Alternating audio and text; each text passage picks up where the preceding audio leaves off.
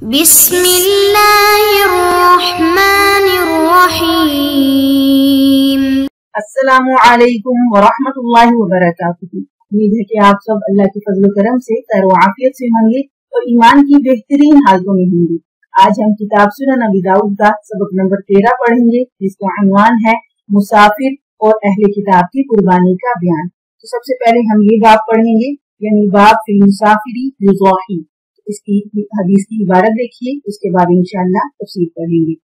بسم اللہ الرحمن الرحیم۔ وبه قال حدثنا عبد الله بن محمد النفيلي قال حدثنا حماد بن خالد خشات قال حدثنا معاوية بن صالح عن أبي الظاهرية عن جبير بن نفير عن ثوبان قال زهد رسول الله صلى الله عليه وسلم ثم قال يا ثوبان أصلح لنا لحم هذه الشاة قال فما زلت أطعمه منها حتى قدمنا المدينة۔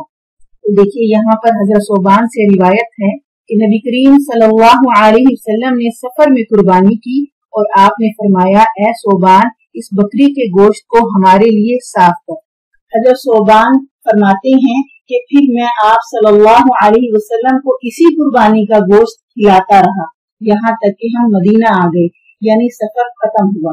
تو دیکھیے یہاں پر ذہب رسول اللہ صلی اللہ علیہ وسلم یہاں پر جو فرمایا اور پھر آگے فرمایا ثم قال یا ثوبان اصلی لنا لحم هذه الشاة قال فما زلت اطعمه منها حتى قدمنا المدینہ۔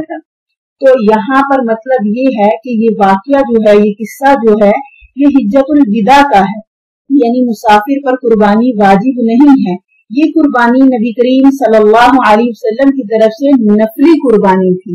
اسی طرح قربانی کے واجب ہونے کے لیے اس کی کچھ شرائط ہیں، یعنی کہ مقیم ہونا ضروری ہے، یہ ایک شرط ہے، اور قربانی میں وجوب یا عدم وجوب میں آخری وقت کا اعتبار کیا جاتا ہے۔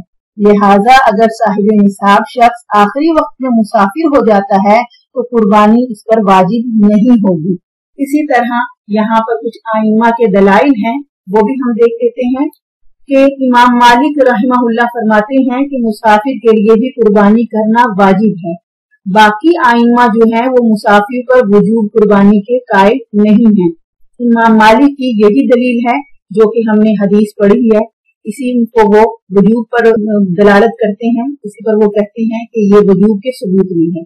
اور جمہور کی دلیل جو ہے وہ فرماتے ہیں کہ آپ صلی اللہ علیہ وسلم کا یہ عمل جو ہے یہ مستحب پر محمول ہے، ورنہ حقیقت میں مسافر پر نہ جمعہ واجب ہے اور نہ قربانی۔ اسی طرح حضرت علی رضی اللہ تعالی عنہ سے مروی ہے کہ حالت سفر میں قربانی واجب ہونے سے مشقت شدید پیش آئے گی کہ آدمی قربانی کا جانور کہاں کہاں لیے پھرتا رہے گا، لیکن حقیقت یہ ہے کہ اس زمانے میں مسافر پر اگر وسعت رکھتا ہے، یعنی اتنی گنجائش ہے اس پر، تو قربانی اس پر واجب ہوگی، کیونکہ آج کل رابطے کے ذرائع انتہائی قوی ہیں۔ آدمی موبائل یا فون کے ذریعے اپنے گھر والوں سے رابطہ کر سکتا ہے اور ان کو کہہ سکتا ہے قربانی کا، اور اسی طرح کسی تنظیم، کسی جماعت وغیرہ سے رابطہ کر سکتا ہے اور رابطہ کر کے وہ اپنی قربانی کروا سکتا ہے۔ واللہ عالم بالصواب۔ اور اس سے یہی معلوم ہوا کہ مسافر پر جو ہے قربانی واجب نہیں ہے، لیکن اگر وہ کرے تو اس کے لیے مستحب ہے، بہت ثواب ہے، کیونکہ آج کل کے حالات کے مطابق دیکھا جائے گا کہ آج جس کے پاس وسعت ہے، گنجائش ہے، تو کیونکہ ذرائع جو ہیں وہ ہمارے پاس موجود ہیں، تو ہم کسی سے رابطہ کروا کے فون کے ذریعے قربانی کروا سکتے ہیں۔ تو اگر یہ رابطہ ایسے ہوں تو پھر قربانی واجب ہو جاتی ہے۔ اب ہم اگلا باب دیکھتے ہیں، جس کا عنوان ہے باب فی ذبائح اہل کتاب، یعنی اہل کتاب کے ذبیحہ کا بیان۔ تو پہلے ہم حدیث کی عبارت دیکھیں گے، اس کے بعد پھر انشاءاللہ اس کی تفصیل کریں گے۔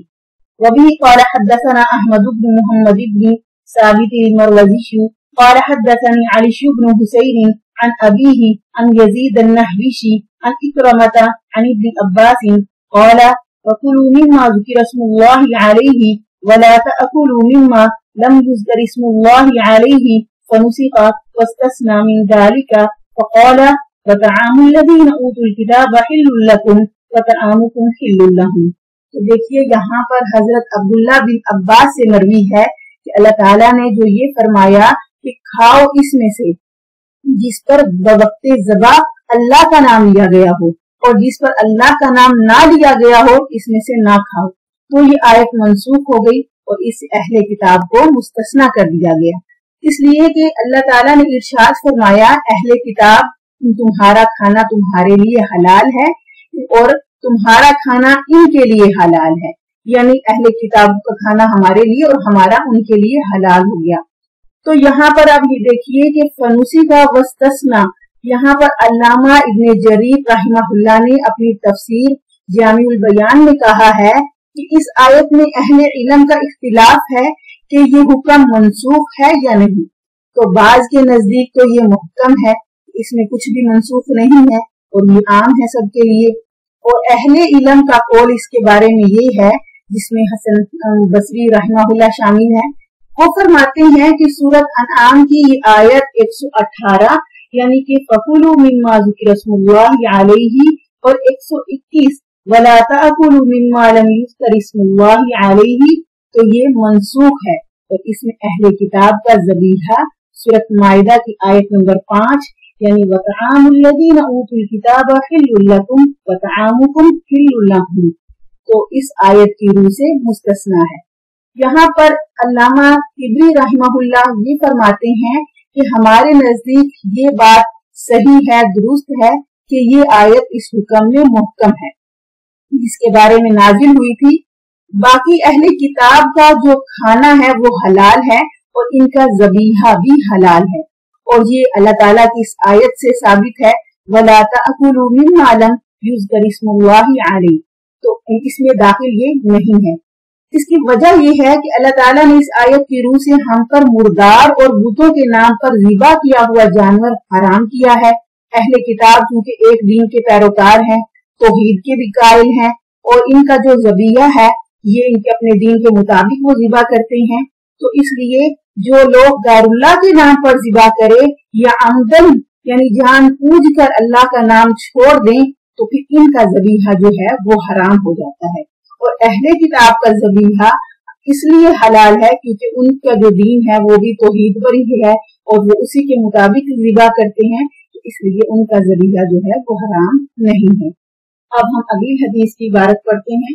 वबिही क़ाल हद्दसना मुहम्मद इब्न कसीर क़ाल अख़बरना इस्राईल क़ाल हद्दसना सिमाकुन अन इक्रमा अन इब्न अब्बास फी क़ौलिही व इन्न शयातीन ला युक़ूना इला औलियाइहिम यक़ूलून मा ज़बह अल्लाहु फला तअकुलू वमा ज़बहतुम अंतुम फकुलू फअंज़लल्लाहु अज़्ज़ा व जल्ला वला तअकुलू मिम्मा लम युज़कर इस्मुल्लाहु अलैहि। तो देखिए यहाँ पर हज़रत इब्न अब्बास रज़ियल्लाहु तआला अन्हु से रिवायत है कि आयत कुरानी व इन्न शयातीन ला युक़ूना इला औलियाइहिम, यानी कि शयातीन अपने दोस्तों के दिलों में वसवसा डालते हैं।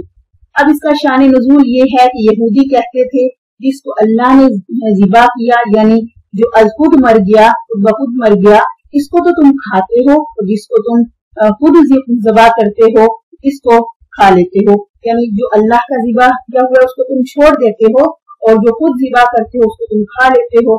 फिर अल्लाह ताला ने ये आयत नाज़िल फरमाई, इन जानवरों का गोश्त मत खाओ जिन पर बवक्ते ज़बा अल्लाह का नाम ना लिया गया हो। देखिए यहाँ पर जो इब्न अब्बास फी क़ौलिही व इन्न शयातीन ला युक़ूना इला औलियाइहिम, यानी कि शयातीन कुफ़ार के दिल में ये बात डालते हैं कि तुम अल्लाह के ज़बीहा को तो खाते नहीं। अल्लाह के ज़बीहा से मुराद यहाँ पर वो जानवर है जिसको अल्लाह ने मौत दे दी, और अपने ज़बीहा को तुम हलाल समझते हो, यानी वो जानवर जिसको तुमने खुद ज़िबा किया है तुम उसको तो हलाल समझते हो। ये कैसी बेइंसाफी है। तो इस पर ये आयत नाजिल हुई जो यहाँ पर जिक्र की गई है वला तअकुलू मिम्मा लम युज़कर इस्मुल्लाह अलैहि। तो इसका जवाब ये दिया गया है कि इंसान का ज़बीहा महज इस वजह से हलाल नहीं है कि वो इंसान का ज़बीहा है, बल्कि इस हैसियत से हलाल है कि इस पर अल्लाह का नाम लिया गया है। और इसके बरखिलाफ मा ज़बह अल्लाहु, इसमें जो कहा गया है अल्लाह के लिए کہ اللہ کی اس پر یعنی جس کو اللہ ذبح کر دے اس کو تم نہیں کھاتے، تو اس کا مطلب یہ ہے کہ اللہ کا ذبح جو خود بخود مر گیا اس پر اللہ کا نام نہیں لیا گیا، اللہ کا ذکر نہیں کیا گیا، اس لیے وہ حلال نہیں ہے۔ اگلی حدیث کی عبارت دیکھیے، وبه قال حدثنا عثمان بن ابي شيبة قال حدثنا عمران بن عيينة عن عطاء بن السائب عن سعيد بن جبير عن ابن عباس رضي الله تعالى عنه قال جاءت يهود الى النبي صلى الله عليه وسلم فقالوا نأكل مما قتلنا ولا نأكل مما قتل الله، انزل الله ولا تأكلوا مما لم يذكر اسم الله عليه الى آخر الآية۔ تو دیکھیے یہاں پر بھی حضرت ابن عباس رضی اللہ تعالی عنہ سے روایت ہے کہ کچھ یہودی نبی کریم صلی اللہ علیہ وسلم کے پاس آئے اور بولے جس جانور کو ہم خود ذبح کریں اس کو تو تم کھا لو، اور جس کو اللہ قتل کرے یعنی اپنی موت وہ مر جائے اس کو نہ کھاؤ، بھلا یہ بھی کوئی بات ہے؟ تب اللہ تعالیٰ نے یہ آیت نازل فرمائی وَلَا تَأْكُلُوا مِمَّا لَمْ يُذْكَرِ اسْمُ اللَّهِ عَلَيْهِ، تو یعنی ان جانوروں کا گوشت مت کھاؤ جن پر بوقت ذبح اللہ کا نام نہ لیا گیا ہو۔ ہمارا آج کا سبق یہاں مکمل ہوا، انشاءاللہ اگلے سبق کے ساتھ پھر حاضر ہوں گے۔ والسلام ورحمۃ اللہ وبرکاتہ۔